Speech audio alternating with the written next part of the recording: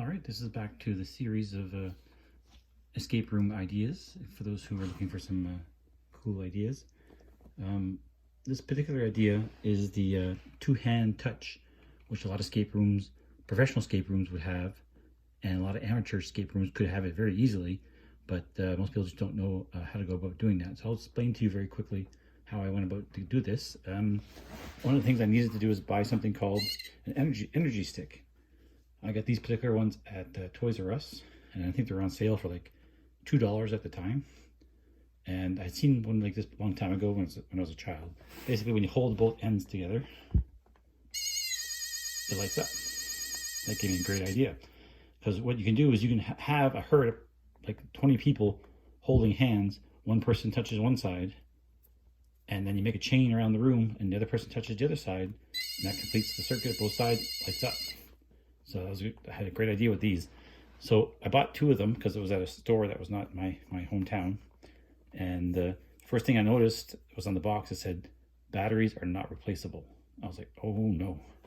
What am I going to do if this dies while I'm doing my escape room with the kids? So what I ended up doing is I bought two of them just to make sure. And then I ended up taking them apart. I said, you know what?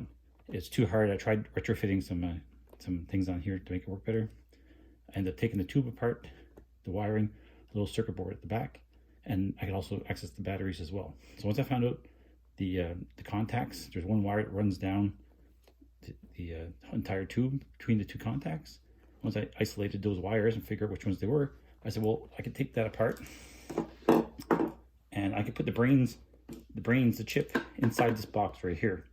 So inside the box, and then the two wires go out of the box. One wire comes into this ET. This was for my Back to the 80s escape room. This was bolted to the wall. And I put the wire going to this little metal plate. So that just simulates the same. The end of this is now this.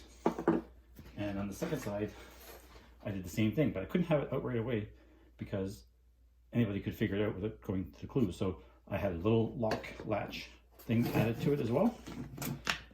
And I also put two locks on there. So you'd have to find clues around the room to open both locks before this plexiglass would open, giving you access to the other handprint.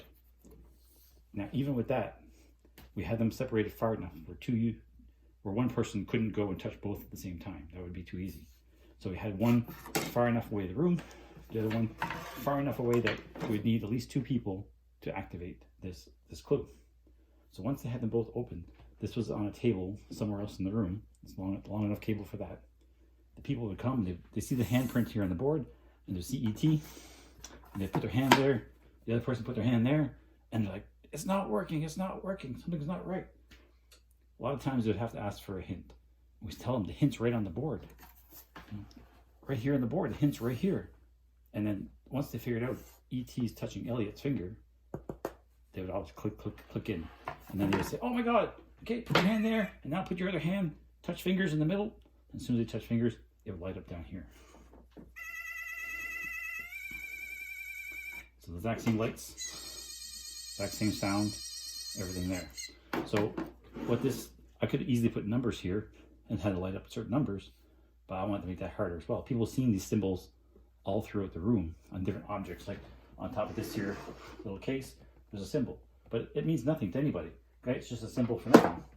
And then it also has a couple wooden boxes that you'd put like pens in from the dollar store. I had 5 boxes like that. I don't have those boxes anymore, so I'll use these to simulate. So let's say I had these boxes throughout the room. Maybe some had some pens in it, some had erasers in it, some had flowers in it, whatever we want. If we take some of these symbols, let's say we put them on the cups themselves, and then let's say in the bottom, on the boxes itself, what I did is I drew like 3 dots. This one here, I drew 6 dots. This one here, I drew 4 dots. But they're scattered about the room, so nobody knew anything about them. They just seen these symbols everywhere, including on random objects, so they had no idea what was going on. They just seen these pencil holders everywhere, and they're confused by that. But once they put their hands on here, it lights up 3 specific icons. So they're like, oh, the icon's on this one. And I found another one with the icon. And I found another one with the icon. So once they line those 3 up, then they're looking at them saying, well, what's different? What's on this box? And there's 3 dots. and there's 2 dots, and there's 1 dot, and then they figure out, oh my God, the combination for the next round is 3, 2, 1. They run over and they do that game. So, like I said, the hand game, not as hard as you think it is to create at home. It's pretty easy to do. And this here, again, is called the Energy Stick. You can probably find it on Amazon, I'm sure. It's by Steve Spranglers. And they're pretty cheap. So pick up 2 like that, just in case you break one.